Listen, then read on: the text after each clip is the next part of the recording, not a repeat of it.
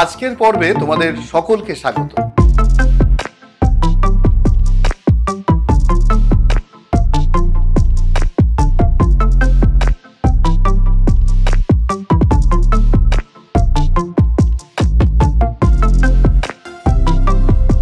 Fatty অ্যাসিডের শ্রেণীবিভাগ সম্বন্ধে জানবো আজকের এই ভিডিওতে। আর তাই আমরা চলে এসেছি ক্যাবলার বাড়ির ছাদে।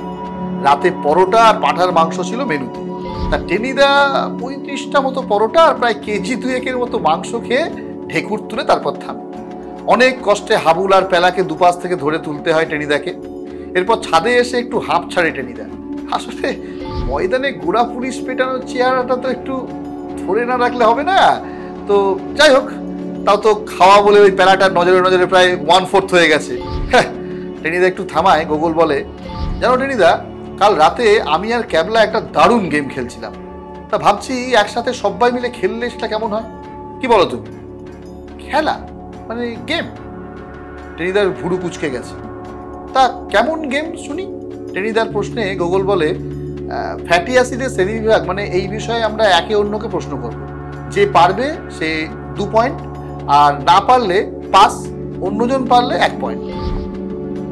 কেউই না পারলে নতুন প্রশ্ন করা হবে। টেনিদা মনে মনে প্রমাদ বলবে, সে তো কিছু পারবে না, ভালোই জানে। কিন্তু মুখে একটা ডোন্ট কেয়ার ভাব এনে বলে, আমি খেললে তো খেলাটা এক পেশে হয়ে যাবে, কারণ তাহলে টেনিদা ছাড়া অন্য কেউই ফার্স্ট হতে পারবে না। অমনি হাবুল ফুট কাটে, তুমি বরং যাও টেনিদা, আমি আর পেলা দর্শক, আর ক্যাবলা তার ভাই গোগল লড়ুক, শেয়ানে শেয়ানে। তা তুমি কি করো? হাবুলের কথায় টেনিদা খিচিয়ে ওঠে, নো নেভার। এই পিলে রুগীটা আবার দর্শক হবে কেন? স্কোরার হবে। আমার বলা পয়েন্ট ও মুখস্থ রাখবে, আর ভুল করলেই রামগাটটা খাবে। সব ঠিক হওয়ায় প্রশ্ন শুরু করে গোগল, কারণ ও গেস্ট, তাই এটা ওর হক।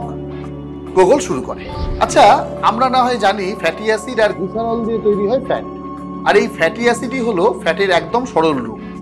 আমার প্রথম প্রশ্ন, ফ্যাটি অ্যাসিড কাকে বলে?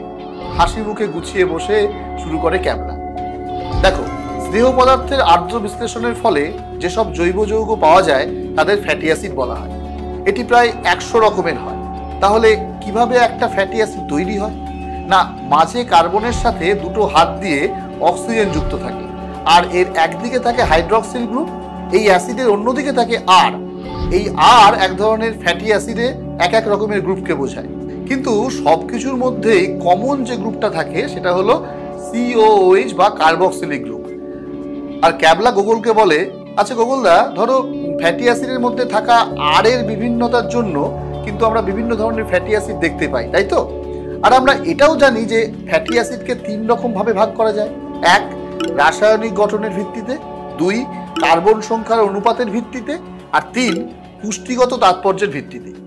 এবার আমার তোমায় প্রশ্ন, এই প্রথম ভাগটা মানে রাসায়নিক গঠনের ভিত্তিতে যে ফ্যাটি অ্যাসিডের শ্রেণীবিভাগ হয় তার সম্বন্ধে একটু বল।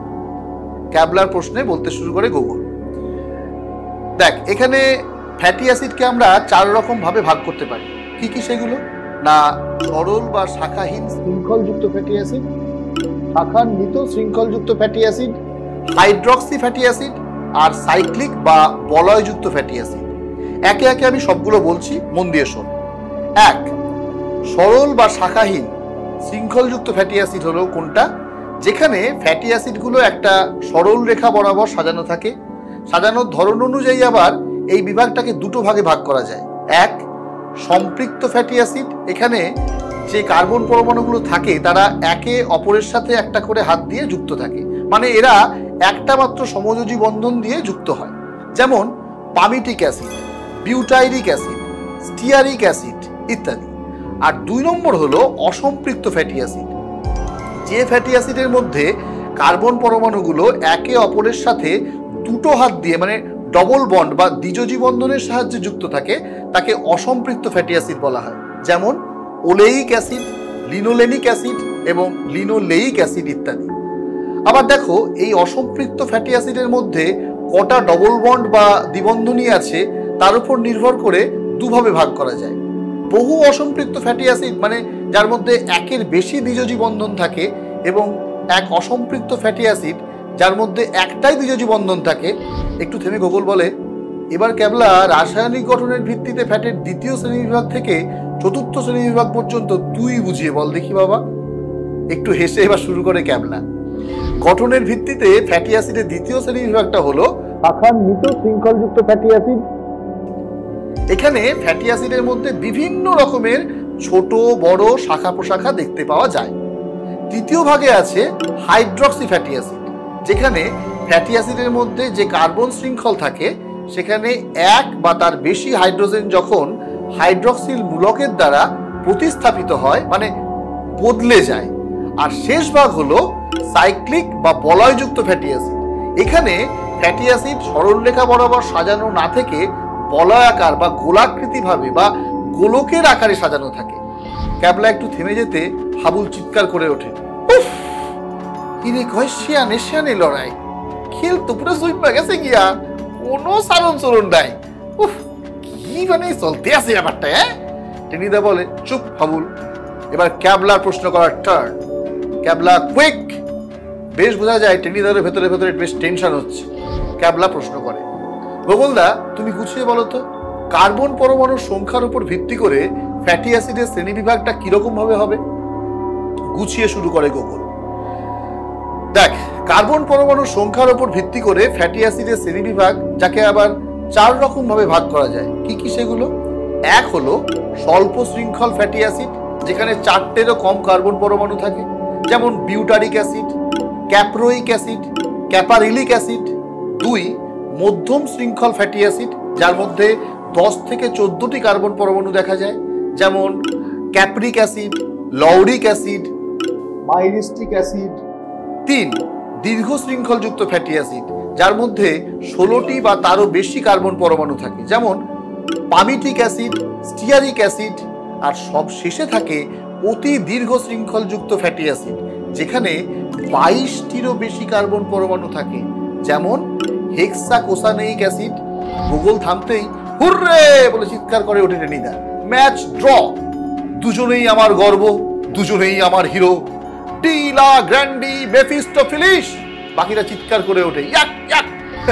আসলে ওরা খুব খুশি, খুশি আমরাও, কারণ ক্যাবলা আর ওর দাদা গুগলের সঙ্গে সঙ্গে আমরাও কিন্তু কি সহজভাবে শিখে নিলাম বলতো ফ্যাটি অ্যাসিড কি, ফ্যাটি অ্যাসিডের শ্রেণীবিভাগ কি, তার মধ্যে প্রথম রাসায়নিক গঠনের ভিত্তিতে ফ্যাটি অ্যাসিডের শ্রেণীবিভাগ। এটি আবার 4 রকমের, যেমন সরল বা শাখাবিহীন শৃঙ্খলযুক্ত ফ্যাটি অ্যাসিড, শাখান্বিত শৃঙ্খলযুক্ত fatty acid, hydroxy fatty acid, আর সাইক্লিক বা বলয়যুক্ত ফ্যাটি অ্যাসিড। আর 2 নম্বর হলো কার্বন পরমাণুর সংখ্যার উপর ভিত্তিতে ফ্যাটি অ্যাসিডের শ্রেণীবিভাগ, যার মধ্যে আবার স্বল্প শৃঙ্খল ফ্যাটি অ্যাসিড রয়েছে, মধ্যম শৃঙ্খল ফ্যাটি অ্যাসিড, দীর্ঘ শৃঙ্খলযুক্ত ফ্যাটি অ্যাসিড, আর অতি দীর্ঘ শৃঙ্খলযুক্ত ফ্যাটি অ্যাসিড রয়েছে। এই পর্ব তাহলে আমরা এখানেই শেষ করছি। পরের পর্বে নিয়ে আসছি নিউট্রিশনের নতুন কোনো ইন্টারেস্টিং একটা টপিক। তোমরা আবার যেন মিস করো না। মনে রেখো,